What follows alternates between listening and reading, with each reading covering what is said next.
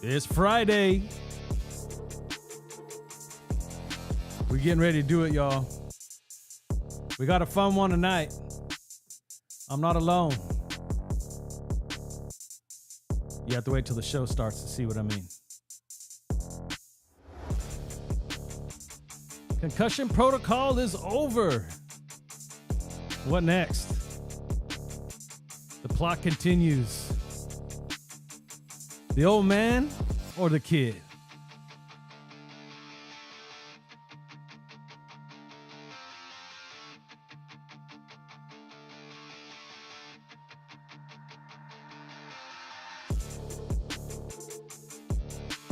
All right, it's Friday night. I know it's usually one of the slower nights, but we're going to go ahead and get this thing kicking off.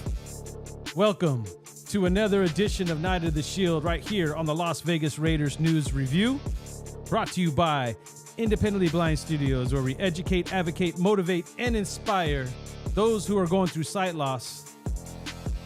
Chase their dreams, prove everybody wrong, live their best life. It doesn't matter if it's sight loss or any other type of loss in your life. You losing your hearing, mobility. No matter what your disability is, we encourage you to live your best life.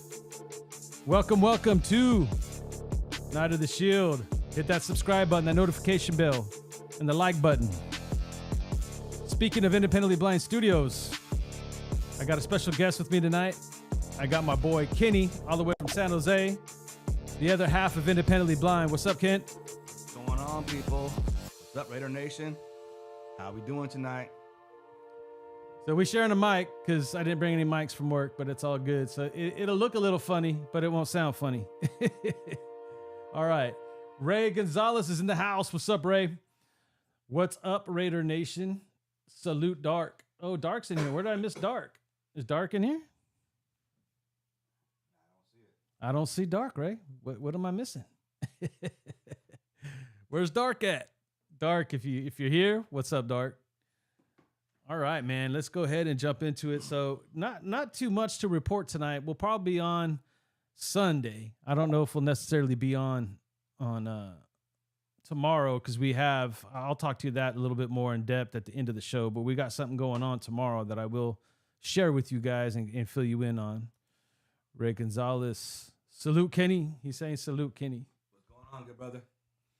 All right, so let's go ahead. We're gonna jump right into this. So the biggest thing is Jimmy Garoppolo passes concussion protocol, and we've been talking here since the concussion itself about what should happen. We should start the kid. We should play the kid. We should give him the opportunity. We did that, and he was a rook. I thought he shined more than he didn't. Yes, he had the fumbles. He had the 2 fumbles, 3 technically. 1 we recovered back, and then he had the pick at the end, which I know people want to put solely on McDaniels. Yes, the play should not have been called, but he still didn't have to throw that ball like that. So that's a 50-50 thing. We should have ran the ball. I get it, but we didn't. So he needs to learn how to make those plays. But for his first game, we were within a touchdown from tying it, overtime, had a chance to win. So for me, the kid gets a pass, right? And then we've been talking all week saying, what do we feel about the kid moving forward? And should Jimmy start over him? Well, it looks like Jimmy is going to start over him. And I personally have mixed feelings on that. I understand the concept, but I don't want to follow the rule. Just me going against the grain, me being, I guess, the antagonist in this episode. But, it is what it is. Kenny, what is your thoughts about Jimmy Garoppolo and the kid, Aiden O'Connell? Oh, controversial topic there. I think we have to go ahead, probably start Jimmy G, just because you're paying him so much money right now, even though he is coming off concussion protocol, and to see how he does and give him a short leash And if it's not looking right and he's not performing right, then you just set him down and put back in the kid and see what he does against Green Bay. You know, he didn't look all that bad last week, and because you have to eventually see what he can do, and before you go on to the rest of the season. And if he's not going to be the one, then you have to make some tough decisions on what you're going to do for the rest of the season, and maybe trade, draft, and move up in the draft to try to get another quarterback. That's my thoughts on it right now. And I'm gonna agree, because for me it's look, Monday Night Football, and it's become a must-win situation. Right now, you're about to lose your locker room. The nation has not seen a solid offensive performance yet, so we need to make sure that we're headed in the right direction. If I'm Mark Davis, I'm like, look, I understand I got to give you some rope to hang yourself, but I'm just letting you know right now, the rope I gave you, it's pretty tight around your neck. That noose is starting to like leave bruises on your neck. You're not, I mean, all this money into offense, you go out, you get Jimmy G, and we can't get over 18 points. Like, it's got to stop, and it's got to stop Monday night. We're back on national TV. We're going to be at home, where there's a good chance that there's going to be more Packer fans than Raider fans again. And again, that's a topic we'll have to get into sooner rather than later. But again, I don't want to get into it tonight.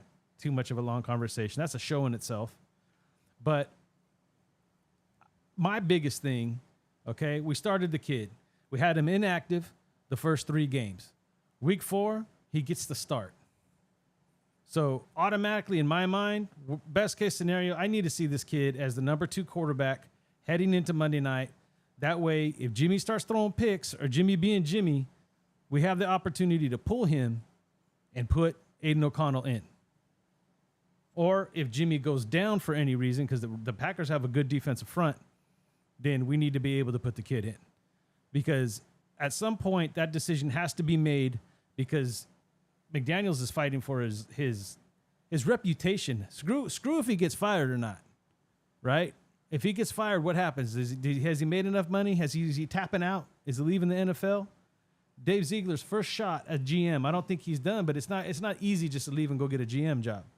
So both these guys got to come in, coaching their asses off, making sure the players are ready, and actually put some on the field that's worth watching. Ken, what is your thoughts on McDaniels and where he's at right now? Oh, man. He's on his last leg. Once you lose the locker room, it's kind of hard to come back from that, right? Because once the players stop believing in you, they're going to stop playing. And then it's really downhill. So he has to kind of read the locker room and see which way the locker room's leaning to. If the locker room say play Jimmy G, then you play Jimmy G. If the locker room says play the kid, then you play the kid. Because you have to roll with them at some point, right? Because they're the locker room, they're the players, and if the players want this person in there, then you got to put him in there. You know, he had no real choice in that matter. But for sure, he's not going to go anywhere for a little bit. He's there for next year, probably, for sure. Whether that's good or bad, we'll have to wait and see. But with the money tied up in the organization and all these paying head coaches, so we have to keep one eventually. So he's in a hard position. That's where I'm at. And it makes sense. I mean, you're talking about a coach that, you know, is right where he needs to be as far as like all the money going out to Gruden, Del Rio. We can't afford just to, you know, go and find someone that we're going to pay another $10 million a year to and just keep stacking those bills. That's one of the reasons that we keep finding ourselves in this situation. Ray Gonzalez, I agree. Jimmy should start. I would think Ziegler must be asking McDaniels what WTF. Well put, Ray. And another must win in week 5. We shouldn't be in this position. I mean, I can respect Green Bay's game. I respect the fact that Jordan Love, I mean, this is the prototype, right? You go from Brett Favre, you draft Aaron Rodgers, he sits for a few years, you bring him in, bang, he comes in and wins you a Super Bowl, a lot of playoff appearances, a lot of MVPs, brings excitement to the stadium.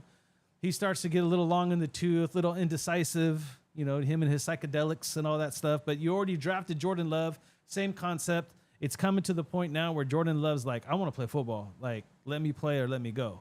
So now decisions have to be made. It all works out. Ironically enough, just like Favre, Just like Favre, Rodgers go to the Jets, right? He'll probably play for the Vikings next year. Who knows, right? But then, Love comes in and he got a great deep ball and he's scoring points and they're fighting, they're in games. And this is what you would think that we should be, right? So I get it. And for that and that alone, I could understand if you don't necessarily have to play Aiden right now, you don't. It made sense to start him last week. It makes sense, I guess. I mean, I can make the argument. This is where I feel real weird about it because Jimmy has thrown a lot of picks. Jimmy's looked a little uneasy in the pocket. Concussion already. And I just don't like his arm strength this year. I don't. And I've said it and I'll say it again. Matt Schaub 2.0. I really at some point you have to recognize that. And if you recognize that it's partially due to his arm strength and just his physical capabilities and his limitations now, you got to pull him. I don't care how much we pay him. And you need to excite the nation. You need to get the nation excited about the kid. You need to see what the kid got.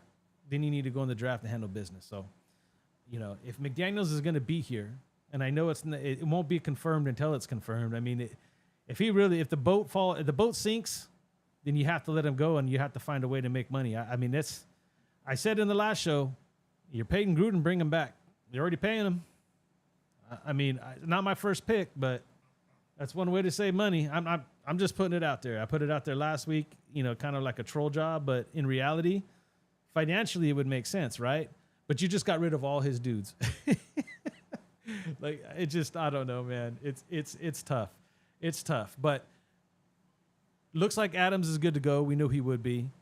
What do you think about our offensive line? Kenny, I'm going to kick it to you. Offensive line, what are you looking for? What do you think needs to improve on the offensive line? You're already laughing. Oh, gosh. Where to start? Try doing some run blocking new schemes or something. Open some holes up for Jacobs to run through. Better pass protection. Anything and everything. Because one thing for sure is Jimmy G's arm, like Jason was saying, is weak, so we can't even stretch the field when he's in there. And once that starts happening, the DBs just sit there, and they're going to sit on those short routes and start jumping them. And that's why he's getting more picks this year. He's always been good for 1 or 2 picks a game. That's just going to happen. But we have to be able to stretch the field and throw the deep ball, even if you're not going to just to throw it to make some space out there for people. And once we start doing that, then the run game might open up too. But until that starts happening, they're going to continue to stack the box, and they're going to continue to press the coverage and just sit on those short routes and just jump them. As far as offensive line goes, they need some help, but they haven't been doing practicing all that bad. But just the reads, because that offense is 1, 2, 3 back foot plants, and the ball's supposed to be out. You can't hold it, and so it's all timing. And we'll see where it goes. If Jimmy G starts again, we'll see what happens, because it's a must-win, unfortunately, again. But we should not lose to Green Bay. That's for sure. I said against Pittsburgh, too, but we lost to Pittsburgh. So we will see what they do on Monday Night Football, you guys. Yeah, so for me, I heard a report today. I was listening to a podcast, and they were talking about, the offensive line is not pass protecting as well as we thought they were, right? And Aiden was holding on to it too long. I've seen plenty of plays when Jimmy was in there where Jimmy had plenty of time to make a play, and it didn't happen. It's really confusing to me, right? I get it. The biggest issue, in my opinion, right now is the offensive line as it pertains to the confidence. I'm just going to say the confidence. I'm not going to say to the play of the quarterback. I don't believe in that, me personally. I think this offense is designed where he should make the right read and get the ball out sooner. And then obviously in the run game. But in the passing game, Jimmy's only throwing it to 2 receivers tops, right? So that tells me that he's not fully going through his progressions, or he's skipping a whole bunch of them, right? Like immediately he doesn't like what he sees. If it was designed to go to Hunter or tight end, he jumps off that so fast and he's only looking for two receivers. He's only counting on these 2 outside receivers to make plays for him all game. These guys are going to get hurt. These guys are going to get beat up. They're going to wear out. What do we got tight ends for? This offense has been known to use the tight end, which has only become an extra piece to the offensive line. So if you have time these receivers are too good for no one to be open.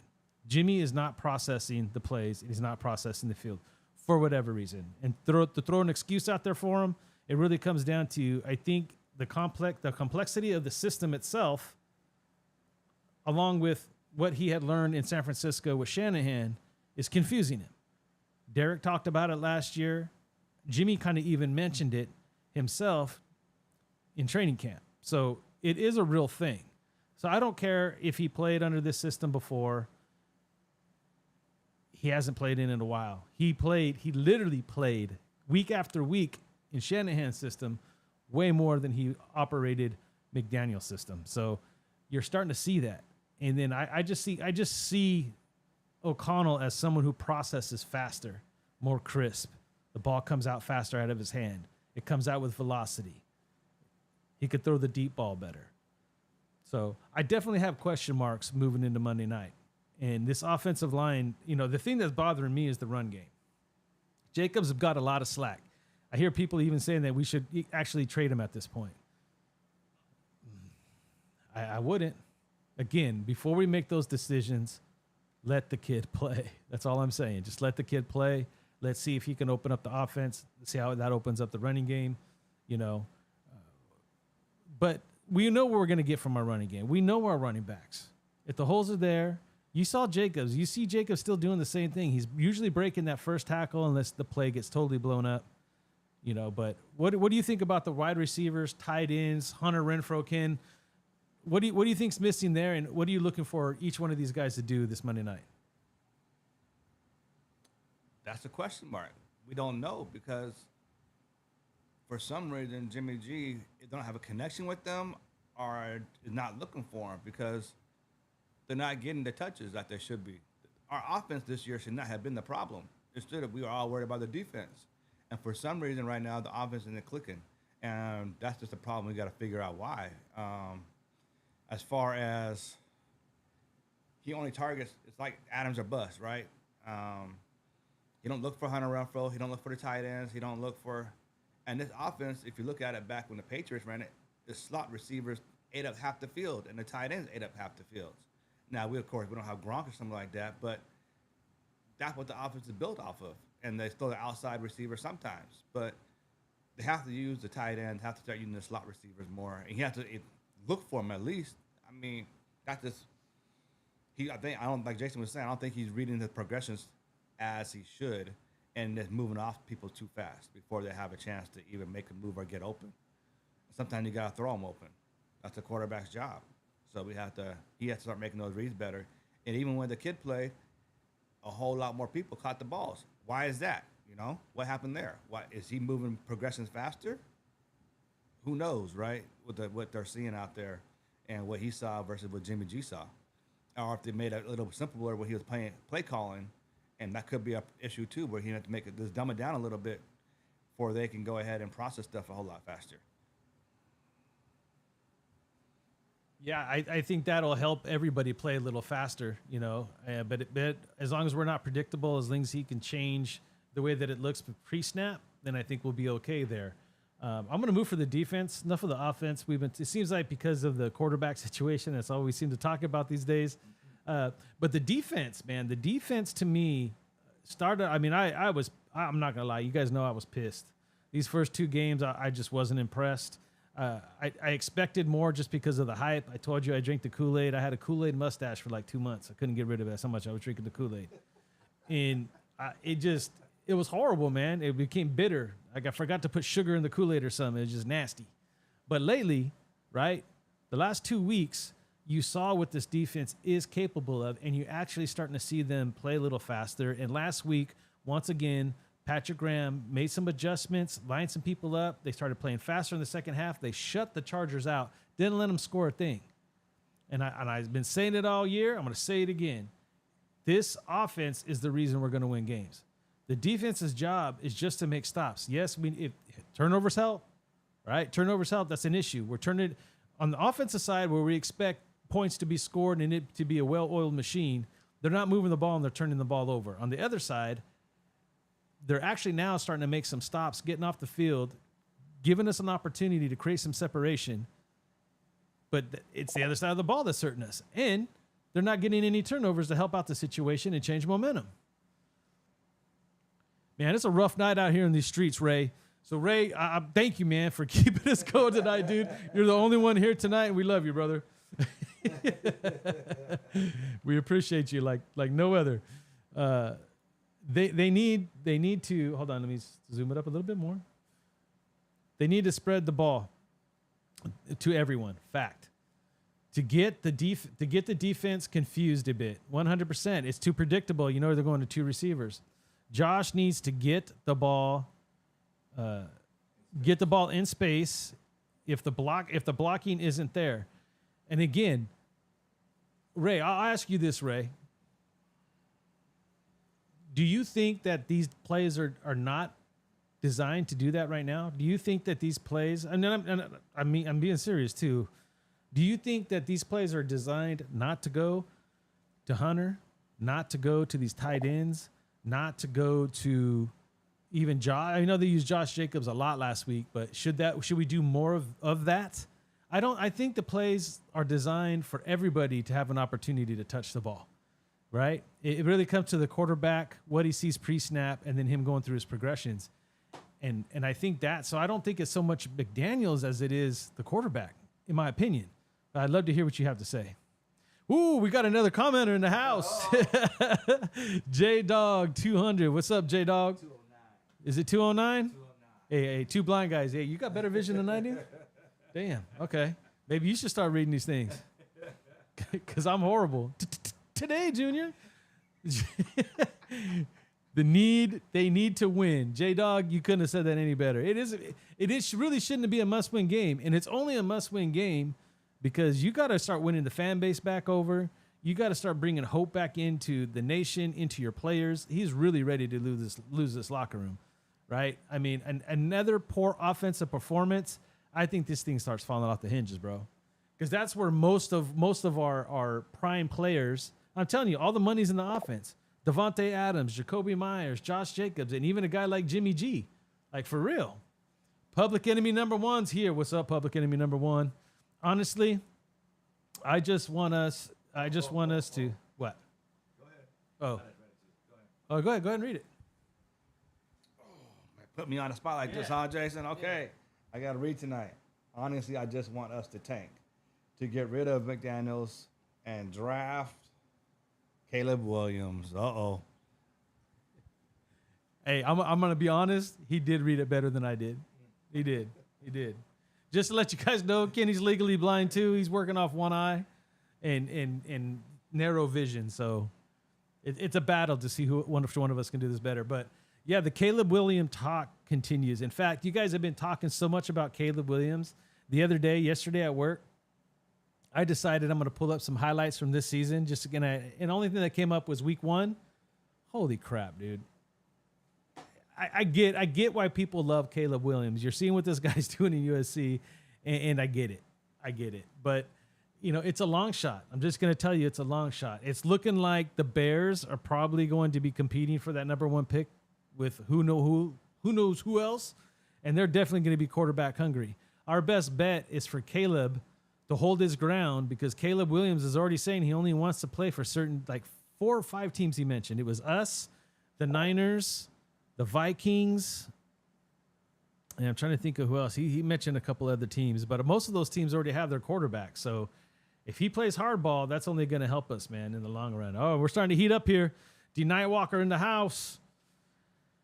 Can we even get rid of McDaniels? Technically, no. By the end of the year, or are we gonna have to endure are we gonna have to endure him for one more year? At this point in time, at least for where we stand right now, not looking too far into the future, all reports say, all signs show that we're probably going to be enduring this guy for another year. But I would say there's an asterisk to that, and that would be if he loses this locker room and everybody starts imploding, like Devontae Adams, like, I'm done with this crap. I can't do this no more. Then you start to see other, the dominoes fall, so to speak. I think that kind of puts Mark in a pinch, right? It kind of puts Mark in a pinch, but I can't 100% say that this could not happen. I just don't know if I feel comfortable fully saying that. But yeah, dude, like this is why I say he needs to play Aiden. Aiden's his best bet if he wants to be here next year. What are your thoughts, Kent? Hold on a second. I was reading another comment. What was it say? Oh, can we get rid of McDaniels? No. Short answer to the question is no. The coaches' money we're paying too many coaches right now. They're not even on the team to get rid of McDaniels. He has to keep somebody. I think he's gonna be there for another whole year, and then if McDaniel do anything next year, then I'm pretty sure he'll be gone by then. But McDaniel will be there for one more year. Whether good or bad or indifferent, that's what's gonna happen. He's gonna be there for one more year. And we have to go ahead and suck it up and deal with it as a fan base here. And then what we got here? Public enemy number one. Bro, we are worse than the Bears. What did you say? The Bears at least are able to score. Yep, Bears turning around on Monday night for sure. Justin Fields looked pretty good out there. So I don't think the Bears are they're trying to get rid of Justin Fields. I don't think it's going to happen. I think it's more of the head coach problem versus a Justin Fields problem. But that's their issue. So, but I don't think Justin Fields is going to go anywhere. I think Justin Fields was supposed to be one of the next great things that we saw this year, right? It was supposed to be Hurst 2.0, kind of like, he started to find his way last year and a lot of expectations put on him for this year.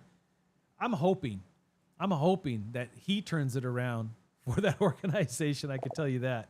But either way, it's going to cost us. And as you can see, I have no problem giving up multiple first-round picks for multiple years if we were going to land a Caleb Williams.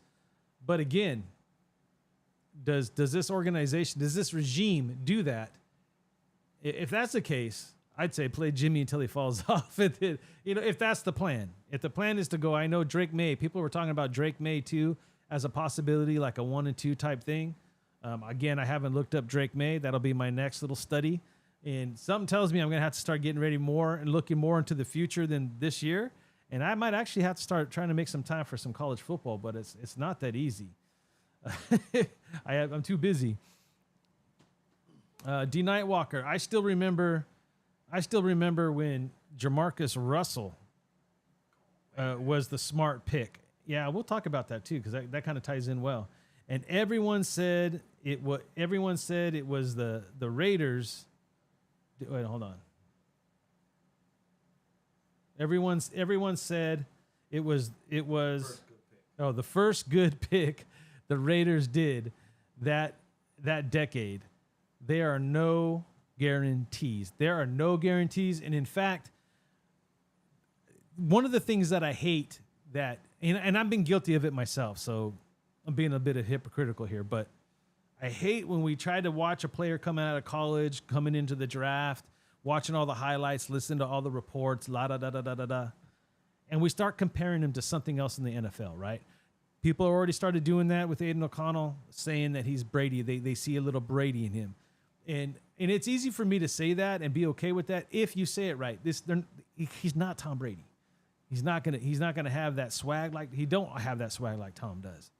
What I see when it comes to Tom Brady is the mechanical stuff. For a rookie, he's very, very poised in the pocket. He's got great footwork.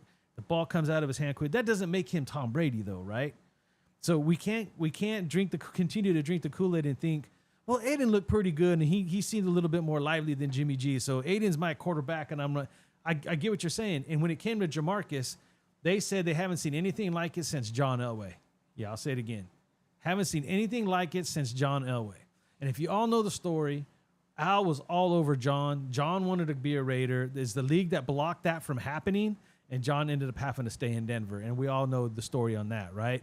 So it was a no-brainer that he was going to pick Jamarcus Russell. And this is where we just have to be careful. Don't always believe the hype. I mean, I wish I could tell you what the formula is to look at when it comes to quarterbacks. I don't think anybody's figured that out. But Caleb, I mean, if you watch that tape, man, Caleb does look good. And I'll be checking out Drake May, too. What's your thoughts about Jamarcus Russell and no guarantees, Ken? Oh, we going way back here. Jamarcus Russell coming out of college was a talent. There's no doubt about that, right? And the NFL kind of fixed that problem where the rookies can't get paid like that anymore. And part of the problem with Jamarcus Russell, he never studied. He never read the playbook. He didn't know anything, right? He just got comfortable after he got his signing bonus and his money and got lazy pretty much. But coming out of college, of course, he had a cannon. You know, he could throw the ball 80 yards, no problem, whatever he could do. And he was big. And I had no problem with that pick. It just didn't work out for a number of reasons. Part of it, most of it was Jamarcus' fault. And if you look back on it now, he'll probably sit back and say, if he's honest with himself, that I blew that chance, you know? But you have to take a risk sometimes, and sometimes the risk's not going to pay off. But as far as Caleb Williams go, that dude is a straight-up NFL quarterback in college right now. He's a pocket. That's what he is. And I'm pretty sure he'll put in the work in to keep that up in the NFL too. I don't see anything dropping off for him as he comes to the NFL. I'm going to ask you one more question on that too. So you did hear the reports about Caleb Williams only wanting to go to certain teams. I know it was us, the Niners, the Vikings. The Bears was not one of them. He may have even said Seattle, which is kind of tough because you got Geno Smith coming towards the end there. But any of your thoughts about him not wanting to play for certain teams and how that can fare for us later? Kind of like an Eli Manning. Remember, he kind of said, "I'm not playing for the Chargers." Right, yes. That kind of scenario. That may, of course, that'll benefit us, right? If we're on a list. And then you have to see what Justin Fields does for the rest of the year, and that may play into the picture as well. We have. Like you said in earlier, I don't mind giving us draft picks and down the line if we can get them, right? But he's playing. They're playing a game right now because he knows he has some power. And I'm not. What year is he? Is he a senior or junior? He's junior. He might go back one. And he could say, "Hey, okay, I'll stay here. You know, I can get now that with NIL, they can get paid in college anyways. So he can say, okay." I'll sit here another year and see what happens, you know. No big deal for me, as long as he don't get hurt. But, you know, that's just the risk he has to play. And he can play those games right now and kind of demand where he may want to go, what team he may want to play for, and have the NFL teams kind of vie for him, right? Especially since he's had one more year. And that's going to be the interesting thing to look for, not just with Caleb Williams, but with all the college players now. Having that, being able to get paid in college. He even said he could probably make more his first year by just staying in college. So he wants to make sure he goes where he wants to go. He already said Sanders not coming out. Yeah, Sanders not coming out. He's going to want to run that 2 years.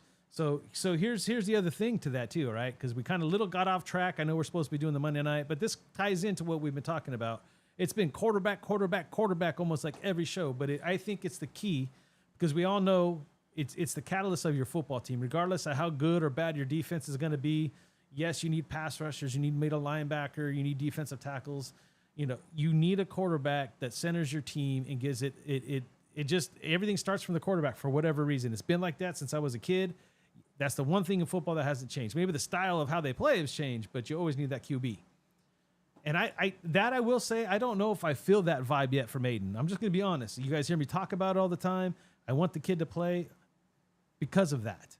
Because I need to see if that is what this kid's going to be. If you look at our division alone with Herbert and Mahomes and even Russell Wilson, right? We got to have an answer. This is how it starts, right? We need a guy that's going to compete with those guys when it comes down to shootouts. Right now, our defense is 18th in the league. Because that's where we kind of got off track on the defense a little bit. But we were 18th in the league.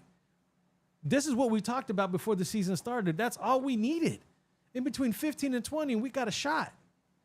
And yet here it is. And I know it's still early, but they're playing at a level where we should be winning football games with this offense. So defensively, to see that continue, I want to see some more of these young guys continue to get some burn. Nessa Jade Silva, I want to see him. I think Tyree stepped up his game a little bit last week. I want to see that improvement continue. I want to see Kuntz do more.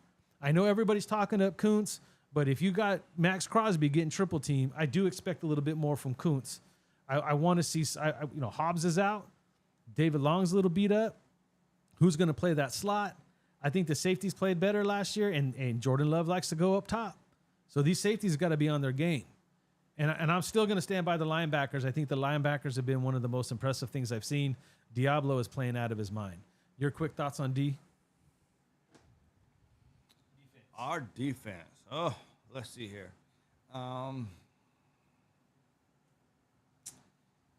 Their last week was good, especially in the second half. They shut them out, right? And they got kind of second half. They kind of got put behind the 8 ball with all them turnovers. But they're stepping up. They're playing better. So I like our D line to get some more pressure on the quarterback, of course. Overall, it's like a bend don't break defense. So their job is to, they'll get a lot of yards. The team may get a lot of yards on them, but they won't score touchdowns. And that's got to keep them in the end zone, hold them to field goals. But we also got to get the teams off on third downs. They can't let them get them 3rd and 12s or 3rd and 8s anymore. You got to hold that and get them off the field and get our offense back out there. And I think once our offense start playing better, that kind of set the tone for the defense, and now it picked up their energy as well. Like, hey, our offense is doing this right now. Let's go out here and hold them again until our offense get the ball back, and that will pump them up as well. Ray's back in here. Ray says, would you say that there is no untouchables for a trade up to number 1 pick? That's a fabulous question, Ray. And I got to process one quick, so at least I think about it just for a second. And don't hold me to this because I didn't think about it from that perspective. But I would say for the most part, yeah, there's got to be some. Like, it really depends. Like, Devontae wants to be a Raider, right? I think Devontae's off the board offensively. I do. Then I think that Max, for me, would be off the board 100%.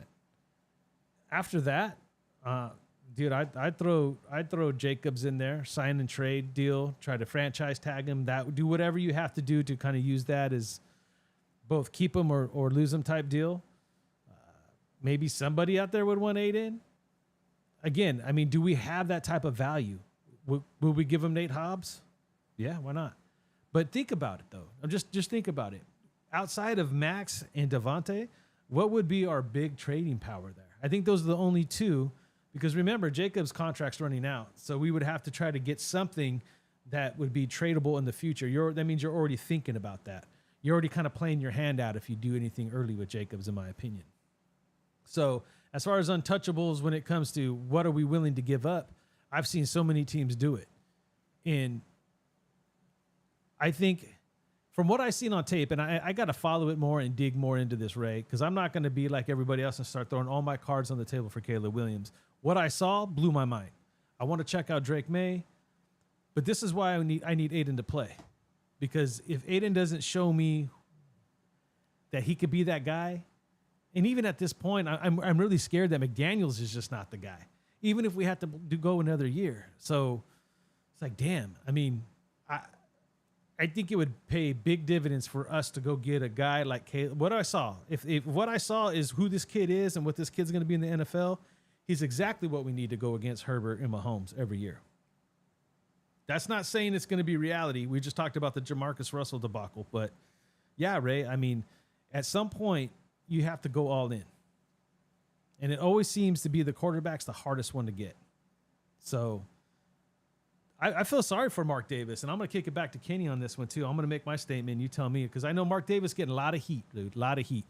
And we'll have to get into more details on that. I defend Mark a lot. I'm going to be sitting here and be fully honest. So G Warb and Jo that come in here, and I'm just being honest. I know they're not biggest fans of Mark Davis, and I understand the argument, but he's in a very, very tough situation financially.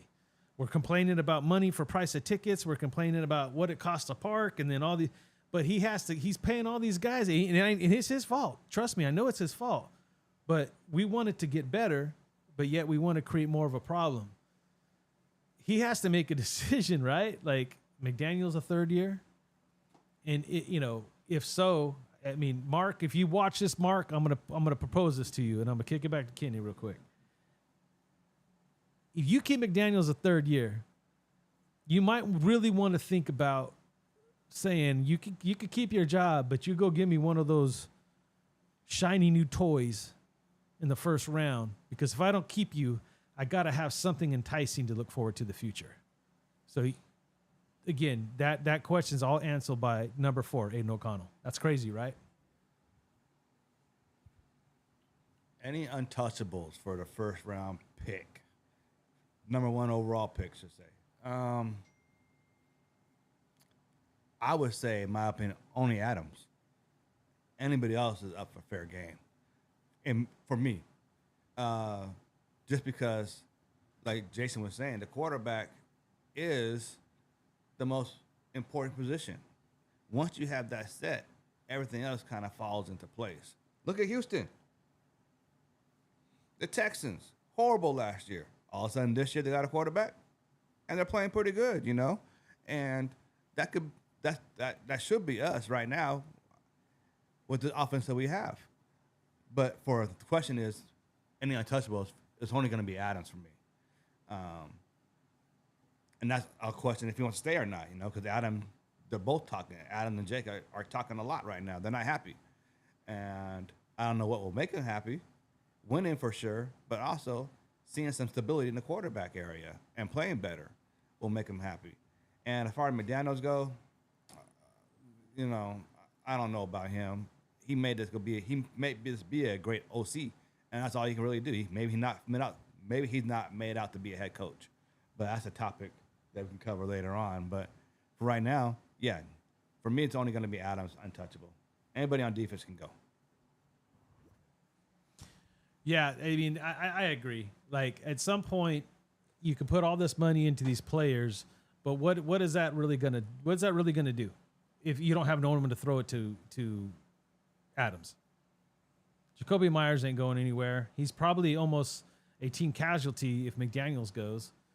But I will say this, you know, that's what intrigues me though. If McDaniels has some of his pieces, you saw what Jacoby can do in his route running, hitting his spots, getting where he needs to be, getting open, having big games. You've seen the same from Adams too. If we do get consistency, I don't care if it's Garoppolo, Aiden O'Connell, or you bring someone in next year that can get the job done, you can see what could happen. I'm just trying to get, you go and draft a Caleb Williams, he starts. You got to start him. So then we're starting a rookie next year too. So a lot of unanswered questions, right? A lot of doors to open with not knowing what's on the other side. That's scary. That's scary to think about. So that means we're not as close as we should be at this point. And that's concerning from a coaching perspective too. Because defensively, we have a lot of bridge players. We got a lot of guys that we're bringing up. Chris Smith, who hasn't been on the field yet. Amarni Burney, we haven't seen him in action yet. So we don't know how that's going to develop. You know, we got so the dude from London, Omogao, I can't remember how you say his name, but, you know, we got him on a bye, basically. He's not even counting against any of our rosters right now, practice squad or main, and we're training him up. Is he going to develop? A lot of what ifs across the board. Byron Young, Butler, Nesta Jade, Tyree. The list goes on and on and on and on. Our offensive line's out of whack. I just think it's only week 5. So there's no need to overly panic and start thinking about tanking and going up to the first round pick and getting this guy and this guy.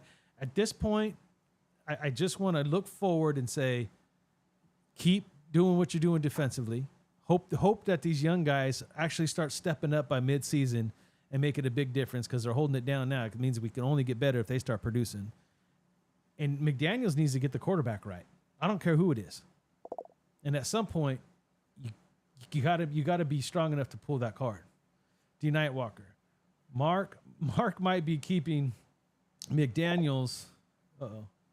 It jumped on me. Keeping McDaniels for a third year to save money and guarantee that number 1 pick. You know what? It's a double win right there, ain't it? It's a double win, bro. Right? I'm going to save me a good $10, $12 million, and I'm going to get the quarterback of the future. And then I'm going to fire him. Ray Gonzalez, the D gets applause, 100%.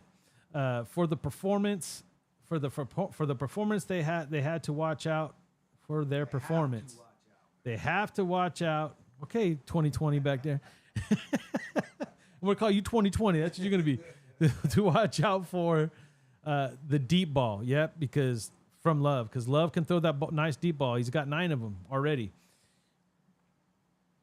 In these PI penalties, which I think that we're prone to, especially with the rookie Burnett on the outside. So, this is why I said earlier, Ray, right? We really need to see our safeties really step up their game and really don't play too deep so you can't come up and stop the run, but don't let us get beat over top, which oddly enough, we saw in the first few weeks. That's the way our defense kind of plays anyway. They try to play a little bit more deep and not give up that big play. And it seems like since Buffalo, we've given up a few, but I don't think we give up too many. So it should be an interesting matchup. But I need to see this D find an answer against that deep pass and really shut down their run game. But it's all for naught. It's all for naught unless the quarterback can throw a ball. Any of your thoughts about Jordan Love and the deep ball for the Packers? For me? Yep. He's gonna throw it, right? And that's his game. And like you said, we can't have the PI penalties. They play good coverage and that's it. Whatever happens, happens. But one of my biggest problem with the defense here, going way back since, we can never get our cornerbacks anymore. For some reason, they can't draft a cornerback or they can't get a cornerback through free agencies. And that was Raiders defense calling card, going back from way back in the day. We always had cornerbacks that can cover somebody and press man. And for some reason, we can't get that right anymore. And we have to figure that out, especially if we can't pressure the quarterback. They have to cover, and just play solid defense. And we play that coverage anyways right now, or we're not doing press man. We're more back in the zone anyway. So getting beat over the top really shouldn't be happening unless there's a serious miscommunication on the back end somewhere. All right, we got 12 of you watching the show, so we appreciate you, and I only got 5 likes. Can everybody do me a favor? If you're watching still and you have the ability to, hit that like button so we can continue to move up the algorithm. And if you're new here, hit that subscribe button and the notification bell. We're going to switch gears on you guys real quick because there's something I want to cover. As you can see, my boy's in town. Kenny's over here from San Jose. We're hanging out this weekend. Tomorrow, we're having our 2nd annual Independently Blind Barbecue. We're going from 4 kids. We're expected to have around 8 kids coming tomorrow. So Kenny and I are going to have a message for them, kind of help them grow inside their sight loss and kind of find themselves. We're going to do a little bit of encouraging talk. We're going to have some great food. We're going to play some fun games.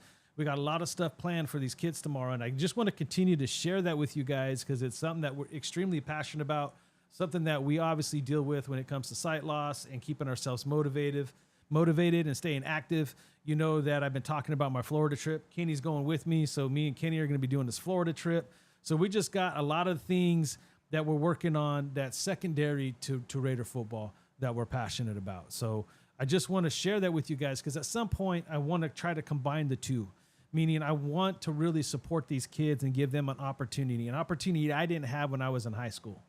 I wanted them to chase their dreams. I want them to have avenues I didn't have, someone there teaching them along the way what each step is going to look like. So Kenny's down. We're doing that. So it's like, Kenny, let's go do it live. Come on the Raider show with me. I wanted you guys know he was in the chat.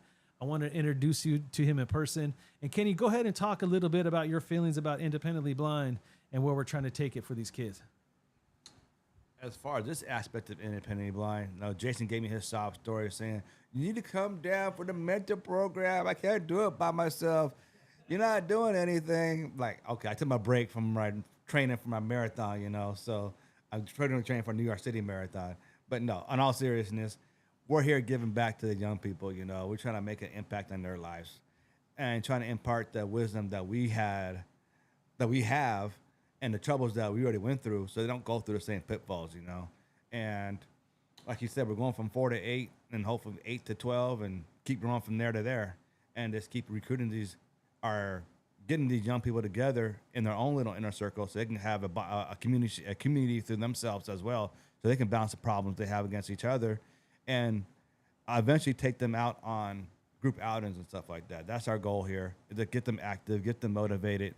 They may not be runners, they may not be anything like that, but at least get them active and motivated to go out there and enjoy their lives to the fullest like we do, And being a part of the channel here on both the Raiders and our Independently Blind Network, we're just growing And we appreciate all you guys' support and love. And just keep on supporting the videos. Keep thumbing it up, support, share, do whatever you can do so we can go ahead and make this thing grow even bigger. And just to kind of give you a little glimpse of the importance of what it is that we're doing is, you guys know my story. I was here in 2016. For those who've been around for a while, I left. I had to go on my blind journey. I did, and in that process is how I met Kenny. And it's through community, and Kenny got me running, and we were working out together, and the friendship just grew. It does help that he's a Raider fan. It makes it more tolerable to be around. But no, honestly, we're even reaching out more. This goes beyond sight loss. So tomorrow we're going to have kids with autism, learning disabilities.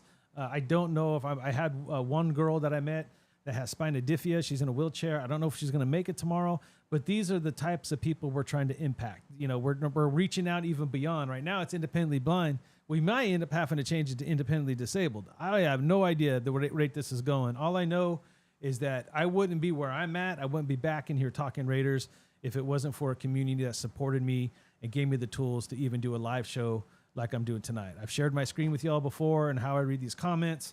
And I know you guys are not here for this kind of talk, but it's going to be a big part of what I'm doing moving forward, trying to combine the two, just trying to encourage you to kind of go out there and help others too. So I know a lot of people, I like one of my favorite dudes right now in the Raider community is probably Murph from Raider Fan Radio. Does a lot of, all this stuff goes right over to what is it? One Nation Foundation. He helps the Biletnikoff Foundation. He helps, there's another one out of Vegas that he does. I think it's called Raider Dads or something like that. I'm messing that one up, but I love hearing that kind of story. This is the kind of story that Raider Nation needs to put out there and kind of change the narrative and kind of show Mark that we're a little bit more important than just supporting his football team, that he's missing out on a lot. So we're going to continue to push forward on our mission to help these kids. And it's going to grow even from kids to adults. But, kids are where my heart's at. I didn't have any help when I was in high school. I was left to the curb, and it hurt me a lot. So anyways, I just want to thank you for letting me share. I hope you guys stuck around for that. So I really do, and I do appreciate the likes. We even got a few more followers in here. So we have been talking Raider football. I just wanted to share that with you. So one last thought, because I know I won't be on tomorrow. I'll probably be on Sunday. But real quick, Kenny, what is your game prediction Monday night, Raiders-Packers? Oh, I'm predicting a win 28-17 Raiders. All right, I'm going to try that one more time. What do you think is going to happen Monday night? I'm predicting a win for the Raiders here on Monday night. 28-17 again. 28-17 final score. Book it. All right, you double down. I'll have to take it. I'm not making fun of you, man. It's so hard. I'm going to promise you, it's so hard. It was so hard for me to say last week that we were going to lose 24-21, and we ended up losing 24-18. So that's hard for me to do, guys, but I really want to try to really just be as honest as I can and see it. And I'm with Kenny, not so much on the score, but I am with Kenny that I think the Raiders pull this off. And the reason I'm going with the Raiders is because there's a lot of pressure on them. And a lot of times when you back someone into a corner, it's kind of like a pack of wolves. You got one wolf in the corner, that's one thing. You got a pack of them in the corner, they're going to attack. And I think the Raiders are going to come out swinging. There's so much things on the line. I think Josh McDaniels' play calling is going to have to be aggressive. I think he's going to have to tell these quarterbacks, he's going to have to tell Jimmy G, man, this is what I would say. Look, I brought you in here to be the starter. I brought you in here to run this offense and score points. I need to start seeing that now. And if he can't get it done, you throw the kid in, you try to find anything you can to find a spark or get something moving. That's what I think. As far as the final score goes, man, I would love to see this team finally put up 28, but I got them winning 24-17. So just 4 points off. 4 points off, but close. Yeah, it was close. It was close. I just wanted to give you a bad time. This is your first time on the channel, first time that I had you over here doing predictions in front of an audience, so I had to give you a bad time. Not that I never do that. No. Always do that. Ray, let's see. Okay, I already read that one, so let's go down because I knew it was Ray. All right, Ray says, awesome. Jason and Kenny, I hope you all have a good day, brother. Tomorrow, thank you, man. You know, that's the plan. You know, we have a lot of fun. We sit out in the sun. It's going to be hot here in Fresno tomorrow. It's going to be 97 degrees. So we're going to be in front of that pit barrel, grilling some stuff up, getting these kids fed, playing some games. So it's going to be a fun one. But, you know, more importantly, it's just putting the smile on their face and giving them hope, man. That it's worth it all. It's worth it all. So that's what we need from our Raiders too, though. Raiders, put a smile on my face. Give me hope. I'm tired of having to defend you all every week at work. Please. All right. Is there anything you want to say before I bounce out of here, brother? No, we had a good show tonight. Thanks, y'all, for coming out and supporting us again. Go ahead and like and share this video to all your friends out there. Keep the support coming, y'all. We appreciate it so much, more than you even know. And for the 11 left of you in the chat, give me a thumbs up. Make sure you like on the way out, but make sure you give me a number 1 in the chat. Give me something to let me know if you want me to bring this guy back on. You want Kenny back on the show? Put a number 1 in the chat. Yeah. Put the 1 in the chat. Shout out time. Ray Gonzalez, you already know, man. You were the life of the show today, brother. Without you, it might have been a little bit more rougher than it was. D Nightwalker, as always, I appreciate you. Salute, D Nightwalker. And I thought we had somebody else that was up in, oh yeah, Public Enemy number 1, making it happen tonight.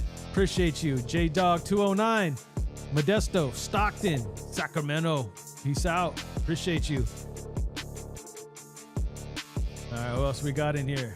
Oh, look, D Nightwalker put a 1, Kenny. Someone likes you. Someone likes you. You got a 1. Woo! Way to go, Ken. Man, we look forward to that Monday night matchup. What you guys think? I'm gonna leave the chat running for a little while. I'm gonna close the screen off. You're gonna see the thumbnail. But if you're still here, give me your score. Give me your prediction. Let me know what you guys think. What is your score? What is your final score? Ray Gonzalez. Hell yeah for Kenny. 1. Bam, you got 2 friends, Ken. Woo, Ken's on fire tonight. Hey, it's that 2020 vision. They're probably like, hey, he doesn't sound so much like a first grader like Knight does, man. We got to have him reading comments. And next time we have him on, I'll make sure I have my other mic in here too. But go ahead, if you guys are here and you want to, put your final scores in the chat. Let's do this. I want to see it. Let's go.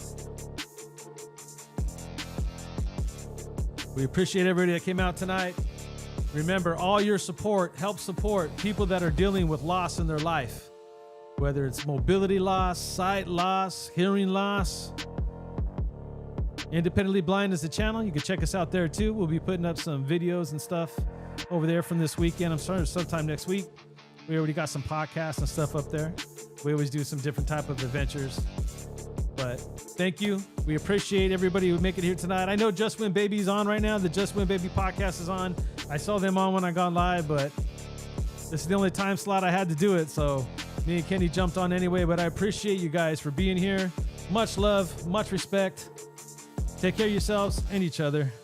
Once again, stay Raider strong, and we'll see you guys on the next one.